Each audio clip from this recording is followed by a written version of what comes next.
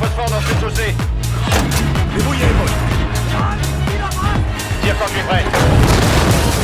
Le coup le plus rusé que le diable ait réussi, c'est de convaincre tout le monde qu'il n'existe pas.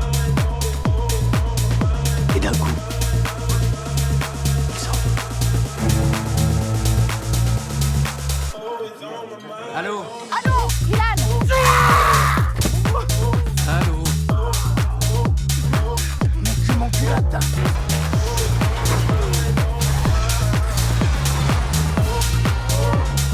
They fly now? They fly now!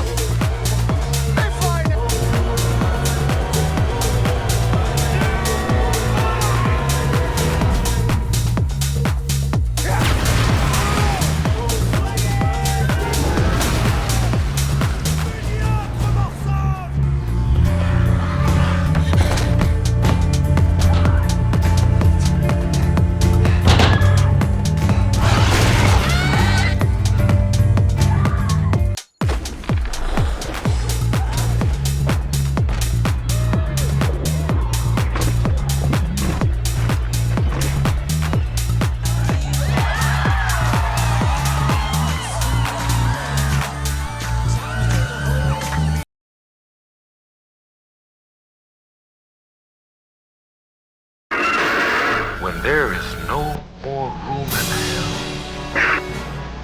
the dead will walk the earth.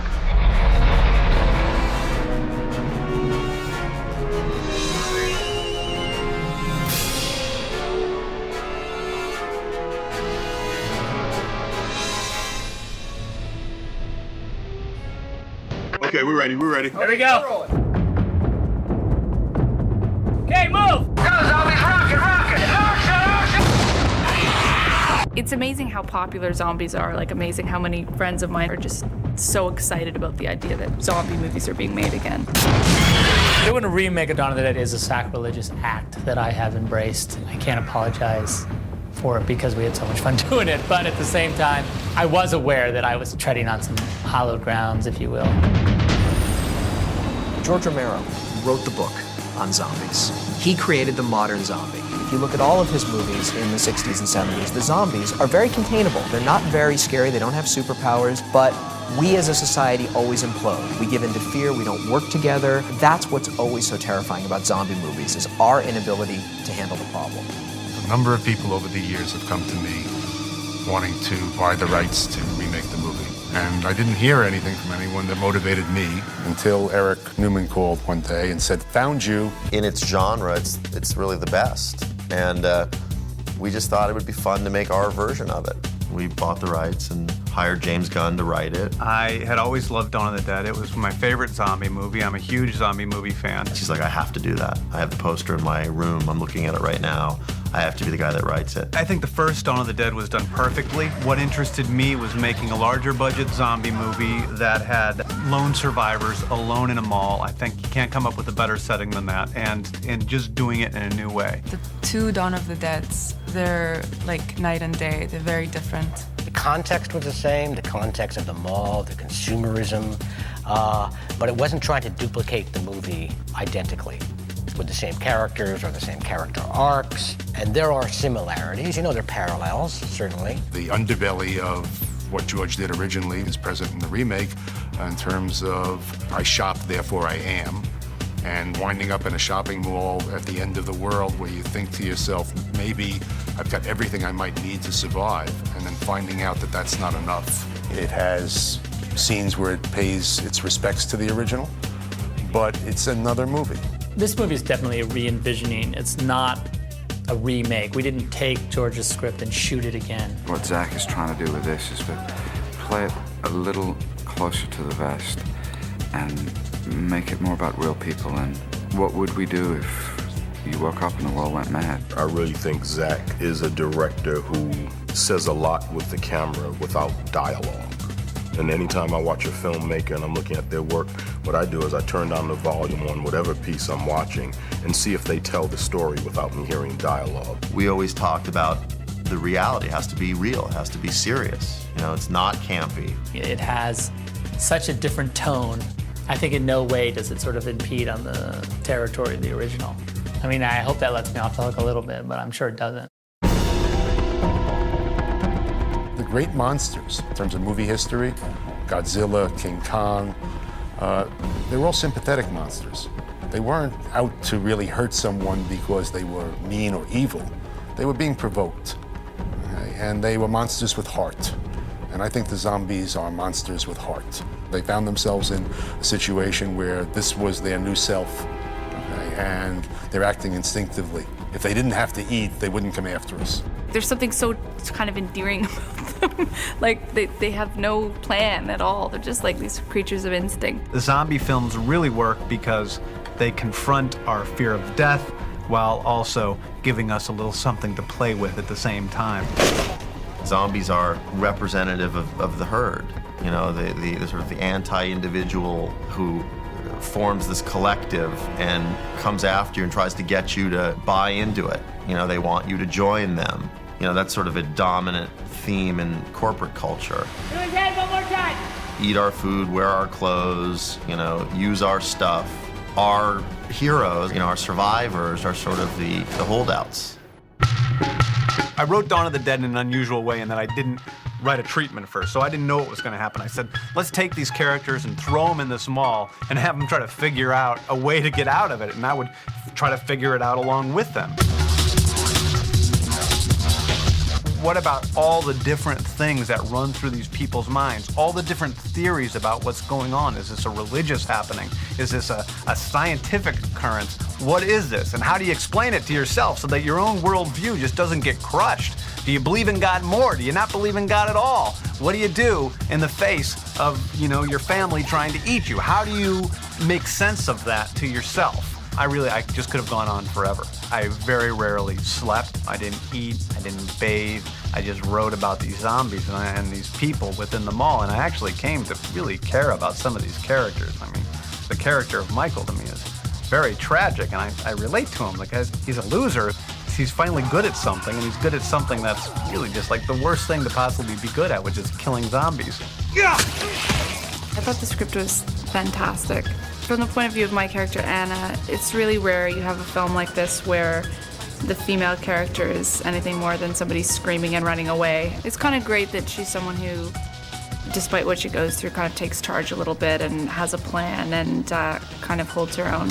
And I found it very, very funny, but without being kind of tongue-in-cheek in that sort of ironic way that we've come to know in horror movies recently.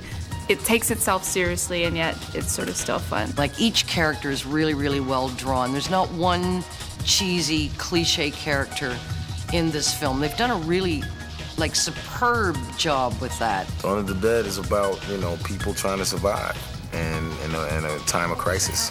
You know, it's not really about zombies, because you don't really find out what's going on with the zombies. You don't know how they got here. You don't know anything.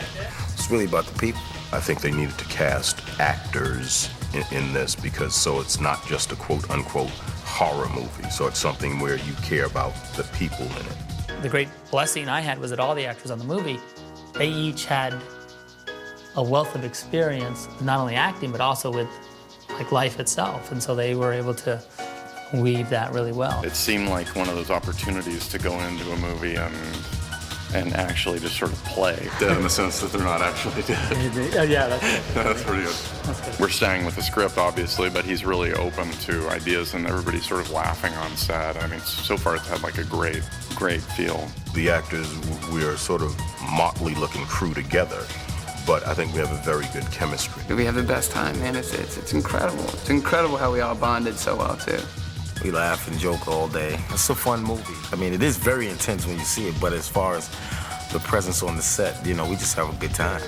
Sarah Pauli is a prima donna. No one in the cast seems to like her. I'm going to tell her that now. She's always telling the actors what to do. Look at her. So relentless, you have no idea. When we started talking about location for this movie, I mean, obviously the most important piece of the puzzle was the mall. We had to find an existing mall that was scheduled for demolition and remodel and transform it for our use. We looked at a mall in LA, there was a mall in New Zealand, there was a mall in Romania, and there was a mall in Toronto.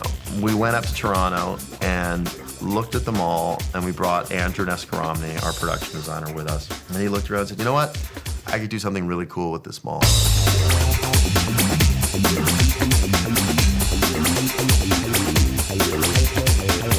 Andrew and I, who's the production designer, we sat down and we started talking about like what we wanted the mall to look like. And from the beginning, we wanted it to be slick. We wanted it to be designed to the point where you could feel the design, like the design itself was a character. We did research not only in North America, but we looked at Japanese malls and malls in England. What we wanted, ideally, was like real retail stores, so it really felt real. But then when they saw and read our script, they were a little hesitant because they were afraid that we would spray blood all over their logo or do something horrible, which we would have. That left Andrew with the idea that he had to create a hardware store, Case Hardware. He had to create Reflex Sports. He had to create a jewelry store. He had to create a baby store. He had to create a version of a coffee store. Because people were interacting with them all the time, they couldn't just be a facade. They really were stores. And that was a really big job. A good majority of our initial build was spent demolishing and tearing everything away right down to the structural steel.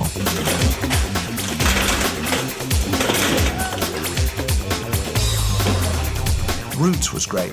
We have a real Roots store and Panasonic, we have a real Panasonic store. They were pretty gutsy and I thought very smart to do it. So those two are real, but everything else we had to kind of create around them. There was no way you wouldn't assume that these were real stores. Case Hardware looks absolutely like, hey, of course there's a Case Hardware. Of course there's a Reflex Sports. It's not even a question. It's pretty spectacular. I guess they're gonna, burn it down or raise it to the ground. I don't know what they're gonna do. It's a terrible waste, but they're gonna have a hell of a sale at the end of the shoot. In a movie like this, it's like impossible to have too much gore. Fire! We had designed more scenes of gore into the original layout of the movie, but we ended up trying to just go with the moments that are the most sort of impactful. And it was always like, let's make the movie we want to make, and then, we'll sort of let the MPAA tell us what's too much. I am a fan of the gore, and I had the gore in great detail in the original script. It was a lot of fun. I mean, it was disgusting. Most people have like a stopper that helps them to understand like how much is too much, and I think just I wasn't blessed with that. The level of gore you get now is probably based on laws. There's laws that like tell you how much you can have. It's weird. I remember I was having an early conversation with Eric Newman, and Eric said to me like, how do you see the zombies? And I go, well, if they could run, it would change the whole dynamic.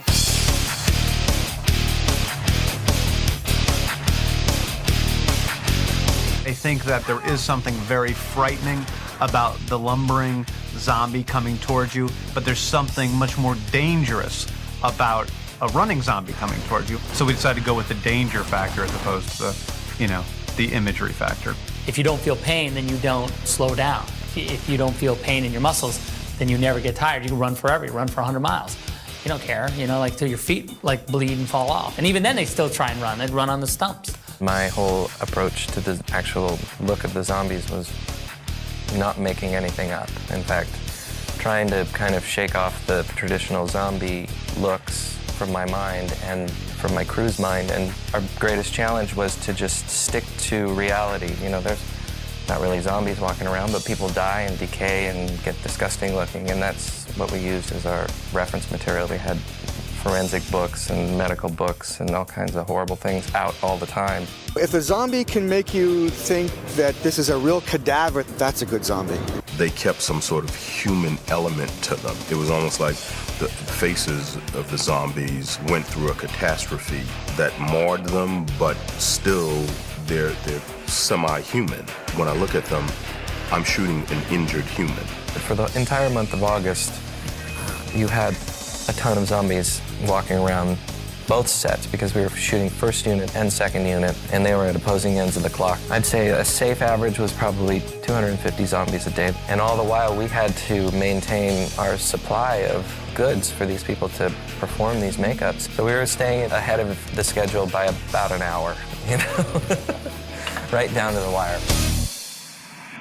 The greatest challenge for me in the makeup that I was most concerned with was the Vivian character in the beginning of the film. It was potentially the one makeup that just could have gone completely wrong. And not necessarily from a makeup standpoint. Technically, I knew we could do it.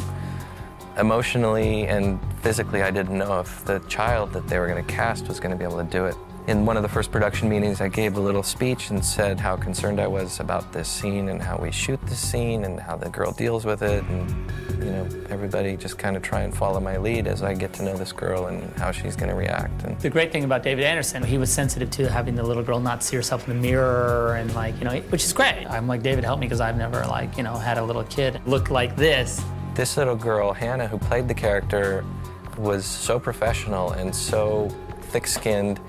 She'd done a couple of roles where she was an alien and she's had prosthetic makeup on before. She and her mother were constantly letting us know that they were okay with it. And right down to the day when she has to go and lunge and bite the neck out of the lead actor. The thing about the zombie baby was that, you know, a zombie can only do in a lot of ways, what a human can do, only without the pain. Like, you know, a baby's muscles aren't developed, so it can't really run or bite you or jump or anything. So we were just trying to figure out what could a baby do? What could a zombie baby do? And I said, well, maybe what we should take the leap of faith with is the eyes. When the baby opens its eyes, what we should do is create a set of glass eyes that will shoot against green screen, and you can lay them in there instead of trying to put contacts in a baby or do anything like that. Just leave the baby alone. As we got closer and closer to the scene, it became more obvious that we had to do a little bit of makeup to the baby. So we started experimenting with some products, just baby food and yogurt and strawberry jam, and talked to the mother of the child that was actually cast and made sure that there were no allergies to any of these food products. And the entire makeup was done with food, and baby loved it. We were very determined to use as little CGI as possible. Not because you can't do incredible things with CGI, but we really believe that to maintain the integrity of the film, we used it only when we had to. Thank you very much. No more questions. Thank you, no more questions. Ah! For me, it was about, from the beginning, just using the effects to just heighten our world, make it more real. What I didn't want to do from the beginning is have, like, a CG zombie, you know, because we felt like that was not really true to the genre. Like, I always saw it as a makeup effects movie from the beginning. I always saw it as a movie where when you saw a zombie, he was a guy. You know, we did some bullet hits and stuff like that, CG, that we couldn't do practically, and a lot of crowd duplication, you know, and it's the only way you can turn 300 zombies into 10,000. Audiences are really sophisticated now. When you see a CG image, you know what it is, even though you accept it. You embrace it so the story can continue, but I think audiences now are sophisticated enough to, like, say, oh yeah, that's a CG shot, that's not, you know, they just are.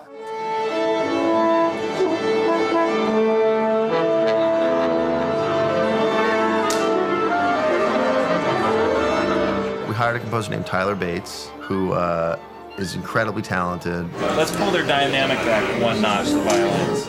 He had a very clear musical point of view, and it was consistent with what we wanted. His approach has been really based on just creating sort of discord and creating kind of an uneasy feeling. I think music in horror films, first off, has to be about psychology and attitude. It has to open the door, these little compartments in your mind that make you uncomfortable. So you're vulnerable to reacting to what imagery you're taking in. It's a hybrid of elements. There are electronic elements, and there's an orchestral element, which I wouldn't necessarily say is classical.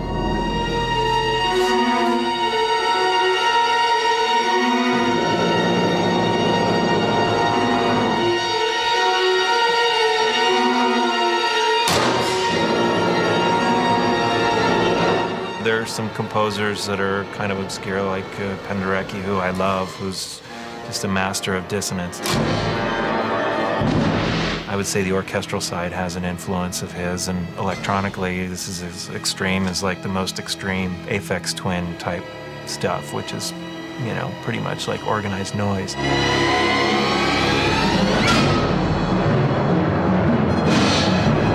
I'm a firm believer that melody is not welcome in the scarier moments, because as long as there's a melody singing to you, you feel a little bit safe. And what I've tried to do is to make you very, very uncomfortable.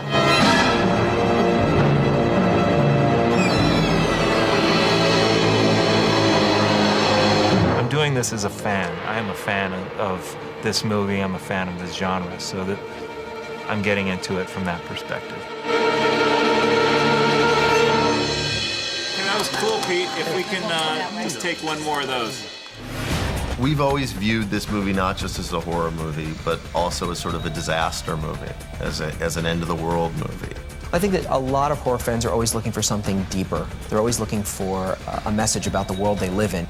You can look at the original Dawn, and I believe you're going to be able to look at the remake, and you can either lay back in your seat and let the movie wash over you without much work and have a great time on the roller coaster.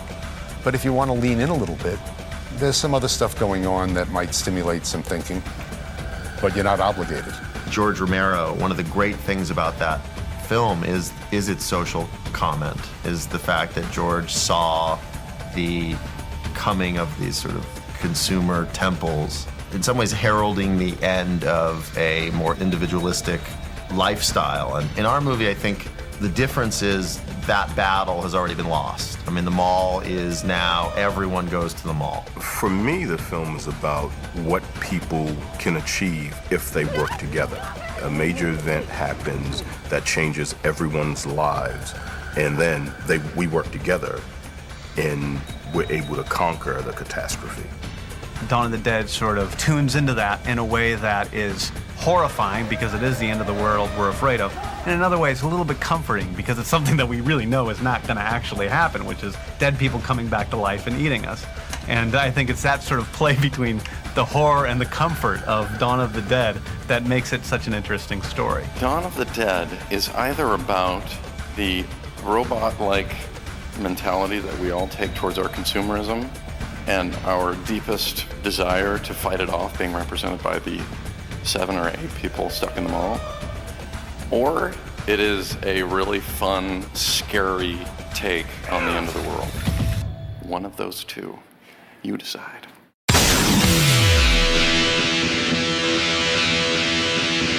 I don't expect to ever have as much fun on a movie as I had on this movie. We got so lucky, the people that were involved. I mean, you a bunch of adults standing around figuring out the best way to jam a steak through someone's chin and have it come out the top of their head. And it was just like, that's great. That's fun. The best thing for me would be that fans of the genre feel that we gave them a really good ride. That the people who are fans, who are truly people who respected and love George Romero's movie, will see it. And even if they have some qualms with the fact that we chose to remake the movie, will think to themselves that we did it with a certain amount of reverence. There's going to be a slew of the fans who are going to sit there and say, okay, I dare you, let's see this thing, Hopefully we're going to surprise them. For the people who don't know Romero's movie, it'd be great if they said, well, let's see the original. We can help create more awareness for the work that he did. I try to be true to myself, because I feel like George was true to himself when he made his movie. And that's part of the quality of the movie that comes through, is that it didn't feel like the movie was being made for anyone. And I try to do the same thing. I said, okay, what kind of zombie rough stuff do I want? What kind of mass consumerism, what kind of fall of society, what do I want to see? And then I try to be as true to that as I could and let that be the thing that makes the movie unique. How cool. We made a fun, kick-ass, bloody zombie movie. My favorite part of the experience is being able to then sit in the movie theater for an hour and a half, hour, 40 minutes, and gone on a journey with these cats. Seen them live and die and love and fucking fight zombies and believe it. The visceral reaction is that's real. That's what I think horror fans appreciate that.